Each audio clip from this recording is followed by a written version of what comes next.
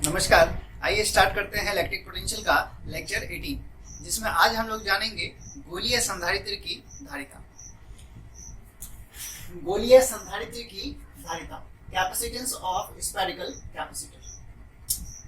जो धारिता ज्ञात करनी है वो किस संधारित्र की करनी है? गोलीय संधारित्र की। हम लोग पिछले क्लास में समांतर प्लेट संधारित्र की धारिता ज्ञात कर चुके हैं। समांतर प्लेट संधारित्र की धारिता कितनी होती है? K epsilon naught A by D. ये हम लोग पिछले क्लास में ज्ञात किए थे, समांतर प्लेट संधारित्र की धारिता। लेकिन आज जो हम लोगों को ज्ञात करना है वो समांतर प्लेट के लिए नहीं ज्ञात करना है। किसके लिए ज्ञात करना है? गोलीय प्लेट की, गोलीय संधारित्र की धारिता ज्ञात करनी है हम लोगों को। तो सबसे पहले गोलीय संधारित्र बनाना पड़ेगा, इसके बाद उसकी धारिता ज्ञात करनी है। तो पहले हम लोग गोलीय संधारित्र को बना लेते हैं। संधारित्र कैसे बनाया जाता है? तो एक आवेशित प्लेट के निकट एक अनावेशित प्लेट को अर्थ से कनेक्ट करके रख देते हैं, तो वो सिस्टम क्या कहलाता है? संधारित्र। तो यहाँ पे जो हम लोगों को प्लेट लेना है वो कैसा लेना है? गोलीय। तो हम लोग एक गोलीय प्लेट ले लेते हैं। ये गोलीय है जो आपको वृत्ताकार दिख रहा है। कैसे समझना है? गोलीय, फुटबॉल टाइप का। और अगर ये आवेशित है या इसको कहीं से हम लोग चार्ज दिए तो ये आवेशित हो जाएगा। मान लेते हैं किसी सोर्स से इसको चार्ज दिया गया प्लस Q, तो ये चार्ज क्या होगा? तार के थ्रू इस गोलीय प्लेट पर, उसके पृष्ठ पर क्या होगा? वितरित हो जाएगा। ऐसा हम लोग कह सकते हैं। तो ये प्लस चार्ज जो है हर जगह समान रूप से वितरित हो जाएगा।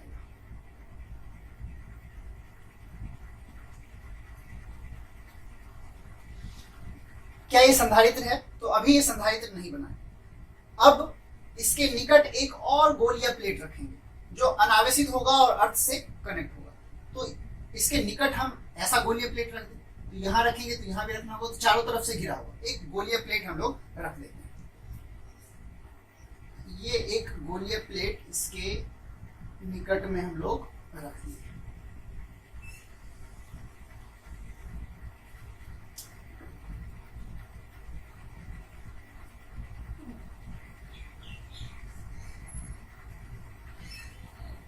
एक गोलीय प्लेट रखा गया है और इसको हम लोग अर्थ से कनेक्ट कर देते हैं। तो क्या होता है अर्थ से कनेक्ट करने पर? इस गोलीय चालक का माइनस चार्ज आकर्षित होना चाहता है इस प्लस से,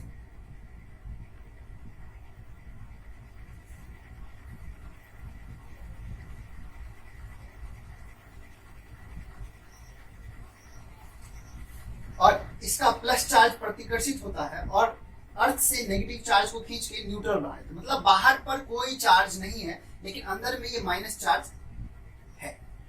अब ये सिस्टम क्या कहलाएगा? संधारित्र। कैसा संधारित्र है ये? गोलीय संधारित्र। अब इस गोलीय संधारित्र में हम दो गोलीय प्लेट ले रहे हैं, एक दूसरे के निकट रख रहे हैं, जिसका सेंटर कॉमन। तो अंदर वाले गोलीय चालक की त्रिज्या कुछ न कुछ होनी चाहिए, तो वो हम लोग A मान लेते हैं। और बाहर वाला मतलब ये जो प्लेट है इसी सेंटर से निकला है, तो इसकी त्रिज्या को हम लोग B मान लेते हैं। मतलब यहाँ से जो डिस्टेंस है, रेडियस है, वो कितना है? B। बाहर वाले गोलीय चालक का और ये अंदर में जो गोलीय चालक है उसका रेडियस कितना है? A। ऐसा हम लोग मान लिए। ये सिस्टम क्या है? गोलीय संधारित्र। अब यहाँ देखिए कि हम लोग पिछले क्लास में, पिछले कुछ लेक्चर्स में हम लोग क्या पढ़ चुके हैं कि इलेक्ट्रिक फील्ड जो होता है गोलीय चालक के अंदर 0 होता है। ऐसा पढ़ चुके हैं हम लोग।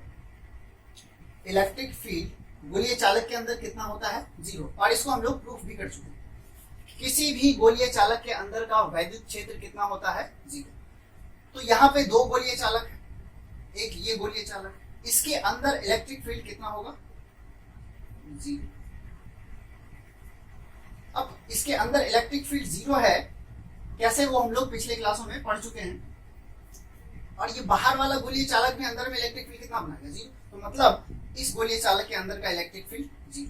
अंदर का इलेक्ट्रिक फील्ड, इस गोलीय चालक मतलब जिसकी त्रिज्या a है, उस गोलीय चालक के अंदर का इलेक्ट्रिक फील्ड कितना है? 0। लेकिन बाहर के इलेक्ट्रिक फील्ड की, हम इस गोलीय चालक के बाहर के इलेक्ट्रिक फील्ड की बात नहीं कर रहे हैं, इस गोलीय चालक के अंदर के इलेक्ट्रिक फील्ड की बात कर रहे हैं। वो कितना है? 0। अब इस गोलीय चालक के अंदर का इलेक्ट्रिक फील्ड इसके कारण कितना है? 0। अब बाहर के इलेक्ट्रिक फील्ड की बात करते हैं। इस पूरे सिस्टम के बाहर इलेक्ट्रिक फील्ड कितना है? इस पूरे सिस्टम का नेट चार्ज कितना है? 0। जितना इस पे नेगेटिव चार्ज है उतना ही इस पे पॉजिटिव चार्ज है, तो नेट चार्ज 0। तो नेट चार्ज 0 है तो इलेक्ट्रिक फील्ड भी कितना होगा? 0। गॉस लॉ से हम लोग निकाल सकते हैं इसको। इस संधारित्र मतलब गोलीय संधारित्र के बाहर इलेक्ट्रिक फील्ड कितना होता है? 0। गोलीय संधारित्र के अंदर इलेक्ट्रिक फील्ड कितना होता है? 0। कहाँ? जो अंदर में चालक है उसके अंदर का इलेक्ट्रिक फील्ड 0। लेकिन एक स्थान ऐसा है इस सिस्टम के अंदर जहां इलेक्ट्रिक फील्ड बन रहा है। ये गोलीय चालक अपने बाहर तो इलेक्ट्रिक फील्ड बनाएगा ना, तो ये इलेक्ट्रिक फील्ड बाहर बनेगा। ये इलेक्ट्रिक फील्ड है, किसके कारण ये इलेक्ट्रिक फील्ड बन रहा है?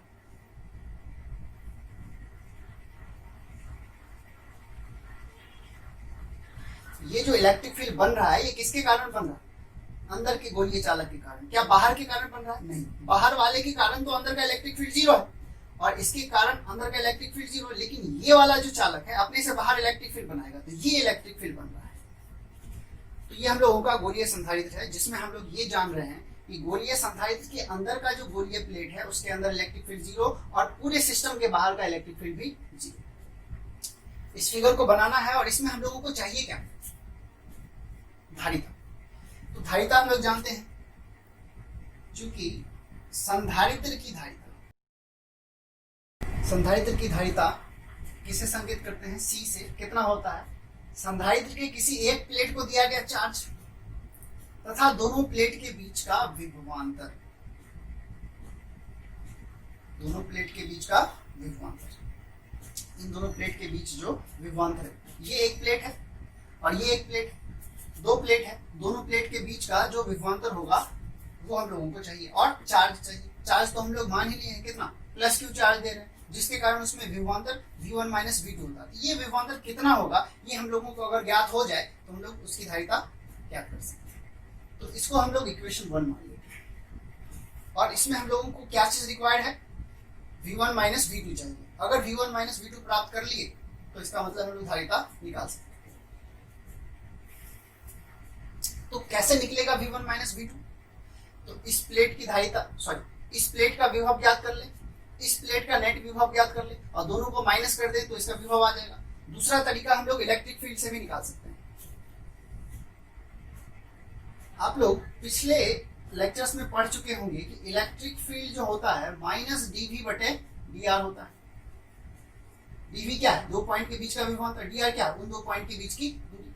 तो ये वो 2 पॉइंट कौन सा है? ये वाला पॉइंट है। यहां तक b है और यहां तक a। इस टोटल में से इस डिस्टेंस को हटा देते मिलेगा, मतलब b - a कर देंगे तो यहाँ मिल जाएगा। तो dr की जगह हम लोग क्या लिख सकते हैं? b - a और dv हम लोगों को चाहिए, तो यहाँ से dv प्राप्त कर सकते हैं। तो dv बराबर क्या हो जाएगा? -edr लिखा जा सकता है इसको। तो हम लोग यही वाला मेथड अप्लाई कर लेते हैं, क्योंकि इलेक्ट्रिक फील्ड हम लोगों को पता है। इलेक्ट्रिक फील्ड कौन बना रहा है? ये अपने से दूर। तो ये गोलीय चालक है, तो गोलीय चालक का इलेक्ट्रिक फील्ड हम लोग जानते हैं कितना होता है? 1/4πε0 q/r²। ये गोलीय चालक का इलेक्ट्रिक फील्ड है। तो इसी फॉर्मूला को अब हम लोग अप्लाई करें। पहले इसका इस्तेमाल करते हैं। चूंकि इलेक्ट्रिक फील्ड जो होता है -dv/dr होता है, इसलिए dv बराबर क्या हो जाएगा? क्रॉस मल्टीप्लीकेशन कर देंगे तो dv बराबर हो जाएगा -edr। कर सकते हैं ऐसा?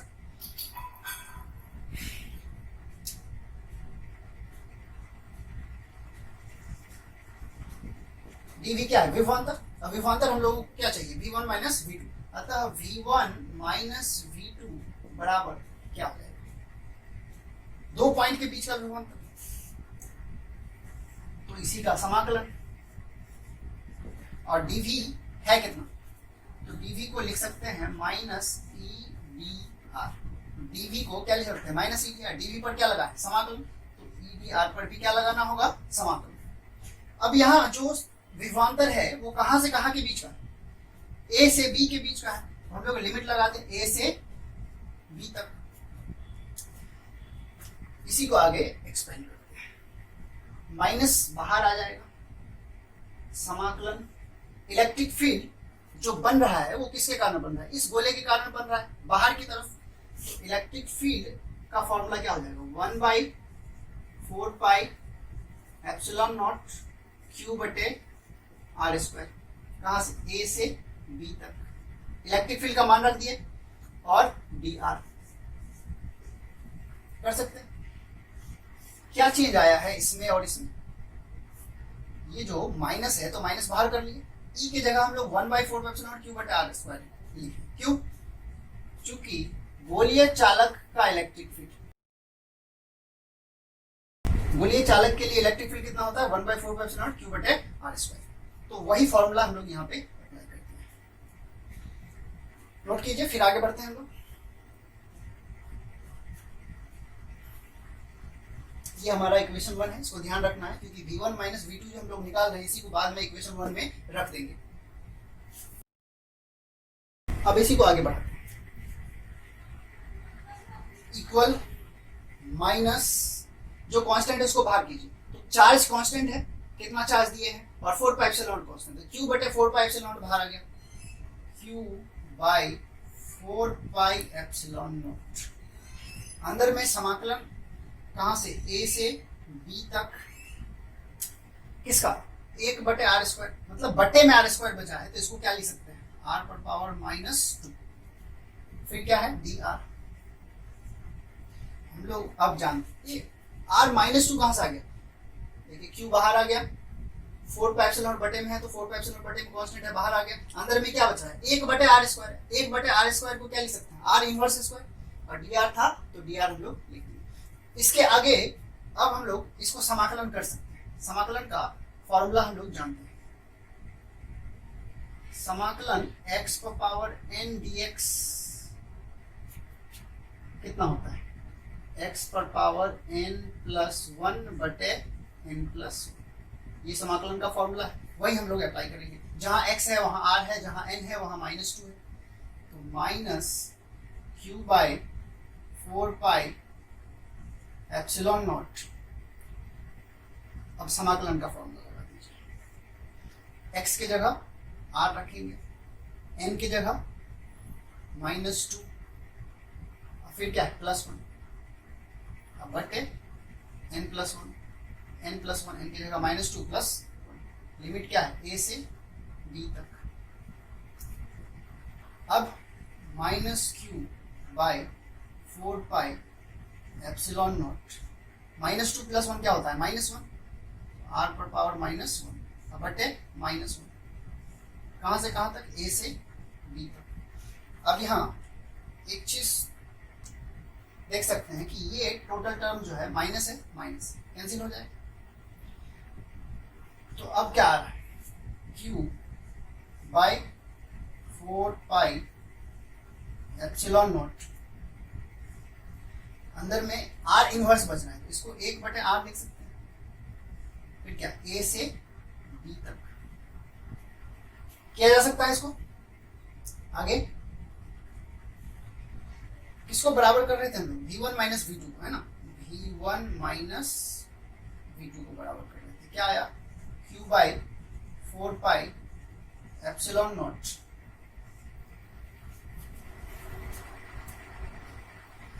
अब यहाँ लिमिट को हम लोग हटा देते हैं। अब b बड़ा है और a छोटा है, b वाला डिस्टेंस ये है और a वाला डिस्टेंस ये है, तो b में से a को हटा देते हैं, मैग्नीट्यूड आ जाएगा इसका। तो 1 बटे a माइनस 1 बटे, ऐसा क्यों कर रहे हैं, a छोटा है तो ये संख्या बड़ा हो जाएगा, b बड़ा है तो ये संख्या छोटा हो जाएगा। तो बड़े में से छोटे को घटाएंगे तो आंसर क्या आएगा, पॉजिटिव। मैग्नीट्यूड हमेशा क्या होता है, पॉजिटिव।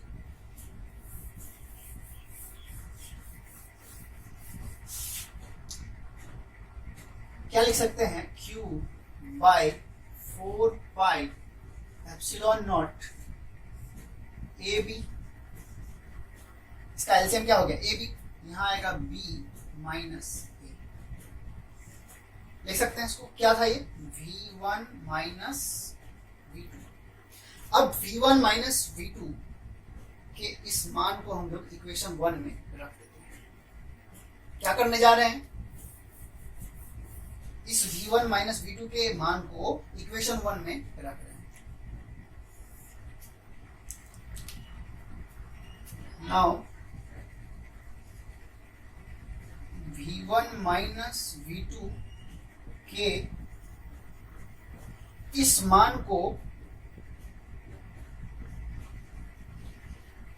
इक्वेशन 1 में रखने पर, इक्वेशन 1 क्या संकेत करता है, क्या था इक्वेशन 1, C बराबर Q बटे V1 माइनस V2, तो Q की जगह Q, अब V1 माइनस V2 की जगह इसको रख दीजिए, क्या है V1 माइनस V2, Q बटे 4 pi epsilon not, B minus A बटे ए बी। अब यहां क्या समझ में आना चाहिए,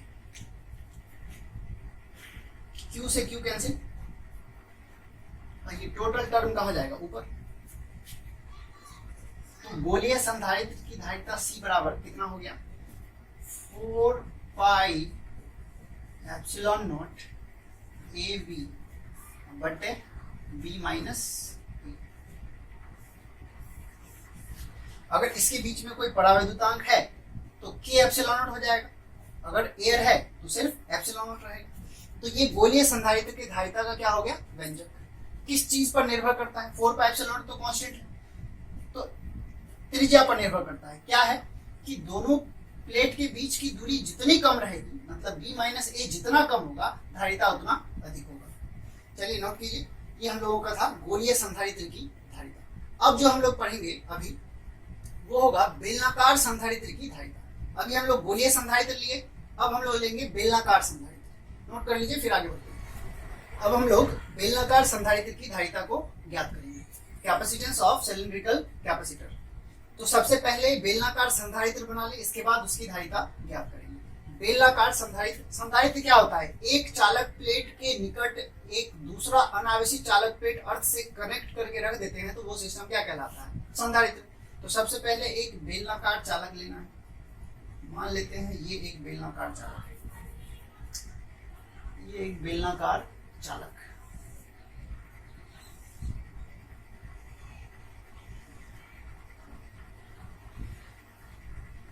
और इसको किसी सोर्स से हम लोग चार्ज किए, ये कोई सोर्स ले लेते हैं जिससे हम लोग इसको क्या करते हैं चार्ज देते हैं। या ऐसा समझ लीजिए कि एक आवेशित बेलनाकार चालक है, कैसा चालक है बेलनाकार, तो बेलनाकार चालक है तो इस पे क्या होगा चार्ज होगा चारों तरफ।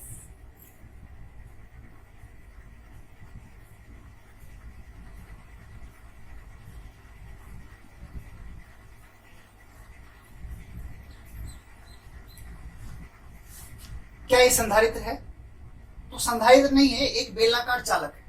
लेकिन अगर इसको संधारित्र बनाना है तो हम लोगों को एक ऐसा ही बेलनाकार चालक जो कि अनावेशित होगा और इसके निकट रखना होगा, और उसको किससे कनेक्ट करना होगा, अर्थ से। तो हम लोग एक अनावेशित बेलनाकार चालक, ये बेलनाकार चालक तो इसका कुछ ना कुछ रेडियस होना है, तो इसके रेडियस को हम लोग क्या मान लिए एक और हम लोग इसी के सेंटर से बी त्रिज्या का एक बेलन लेते हैं,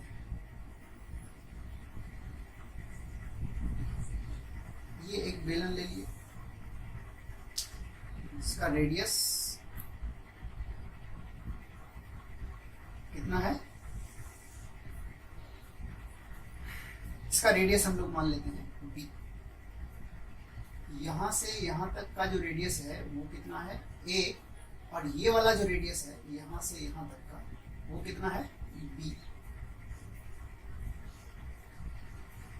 और क्या करेंगे, इसको अर्थ से कनेक्ट कर देंगे, तो ये क्या हो जाएगा बेलनाकार संधारित्र।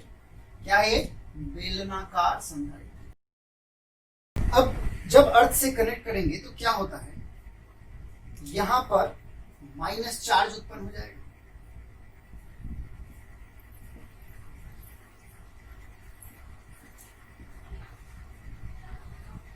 इससे क्या होगा, इलेक्ट्रिक फील्ड बनेगा प्लस से माइनस की तरफ, ये इलेक्ट्रिक फील्ड बना।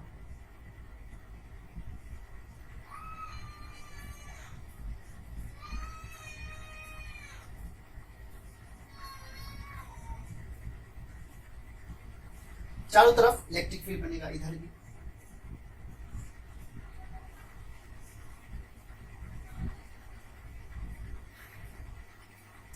ये सेंटर होगा तो इधर भी इलेक्ट्रिक फील्ड बनेगा।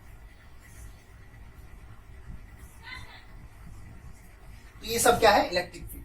बेलन के चारों साइड इलेक्ट्रिक फील्ड बनेगा। इसके अंदर का इलेक्ट्रिक फील्ड क्या होगा, जीरो, क्योंकि किसी भी चालक के अंदर कोई इलेक्ट्रिक फील्ड नहीं होता है।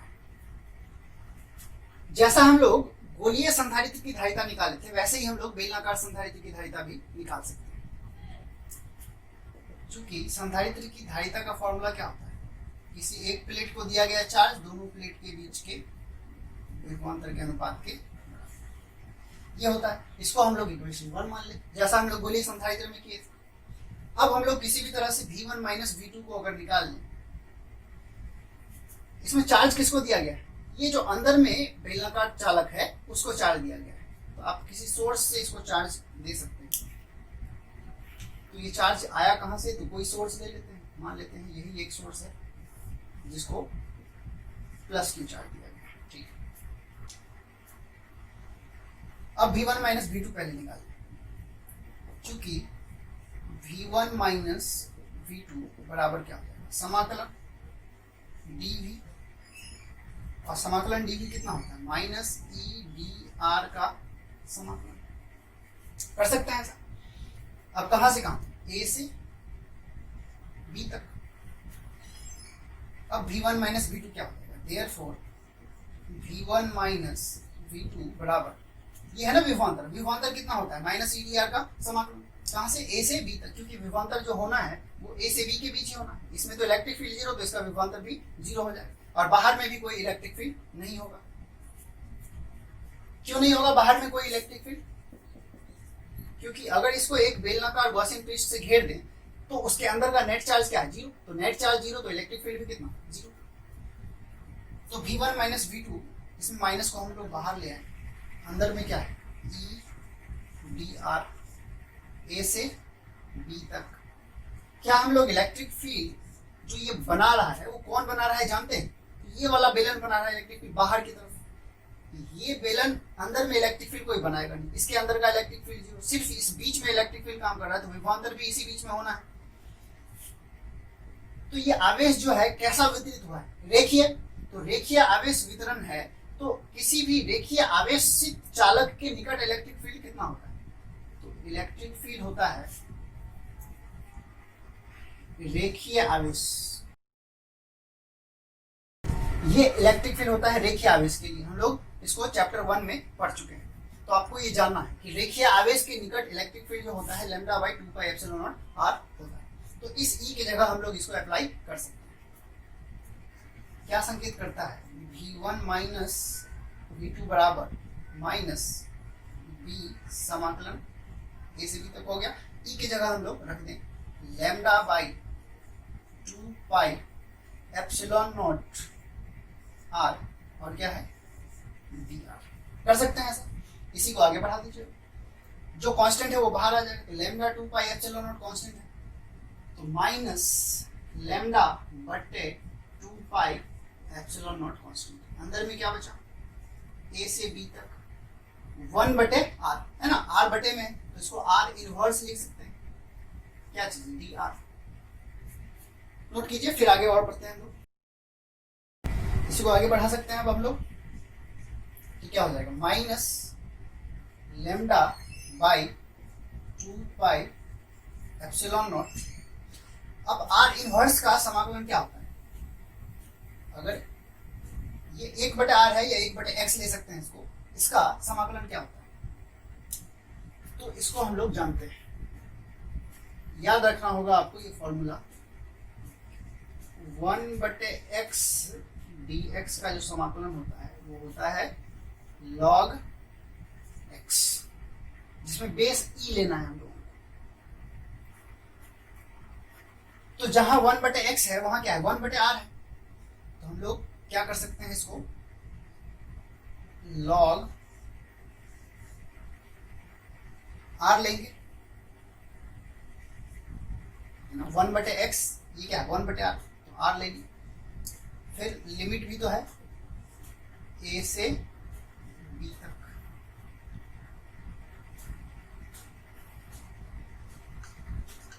अब इसको देखिए, लिमिट को खोल सकते हैं, आगे इसको बढ़ा देते हैं, क्या हो गया, minus lambda by 2 epsilon naught, R की जगह अपर लिमिट, लॉग आर की जगह बी रखेंगे, माइनस लॉग आर की जगह ए रखेंगे। तो क्या लिख सकते हैं इसको, minus lambda by 2 epsilon not log B minus log A क्या होता है, लॉग बी बटे ए। ये है जो बराबर कर रहे हैं हम लोग, किसको कर रहे हैं, v1 माइनस v2। तो अब इस v1 माइनस v2 को इक्वेशन 1 में रख देते हैं, हो जाएगा। तो वही करते हैं हम लोग। अब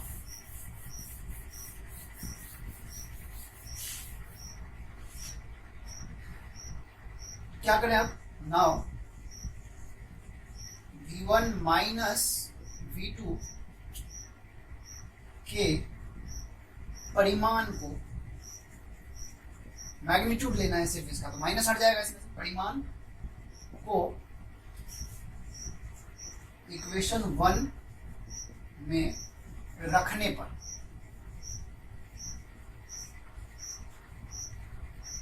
क्या संकेत करता है, इक्वेशन 1 क्या है, q by v1 minus v2। अब q को हम लोग क्या लिख सकते हैं, देखिए चलिए पहले आगे बढ़ते हैं। q को हम लोग क्या लिख सकते हैं, ये चार्ज जो इसको दिए ये क्या हुआ, रेखीय वितरण हुआ, तो इसको क्या लिख सकते हैं, लैम्डा एल लिख सकते हैं, है ना। 1 मीटर पर लैम्डा चार्ज है तो एल मीटर पर कितना हो जाएगा, लैम्डा एल। तो q की जगह हम लोग लैम्डा एल लिख सकते हैं। तो ये लैम्डा एल। अब v1 माइनस v2 का परिमाण लेना, v1 माइनस v2 का परिमाण, तो ये इसका टोटल वैल्यू है, इसका परिमाण क्या हो जाएगा, माइनस हट जाएगा, तो क्या होगा, लैम्डा फिर क्या है बटे 2 एप्सिलॉन नॉट, फिर क्या है लॉग b बटे ए। अब यहां पे क्या कैंसिल होगा, लैम्डा कट गया, तो आगे अब क्या लिख सकते हैं हम लोग,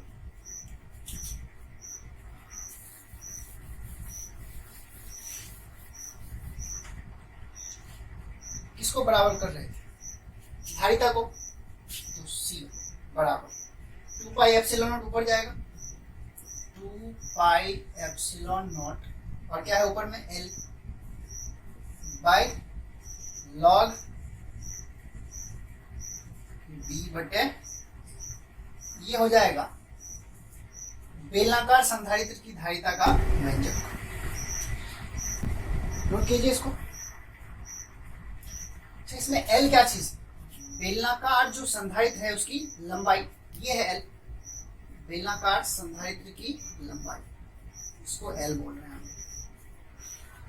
तो बेलनाकार संधारित्र की धारिता कितनी होती है, 2 एप्सिलॉन नॉट, और बेलनाकार संधारित्र की लंबाई बटे लॉग B बटे ए। B क्या है, जिसको अर्थ से कनेक्ट किए हैं उसका रेडियस, ए क्या है, जिसको चार्ज दे रहे हैं उसका रेडियस। तो आज के लिए इतना ही, मिलते हैं अगले वीडियो में, तब तक के लिए गुड बाय।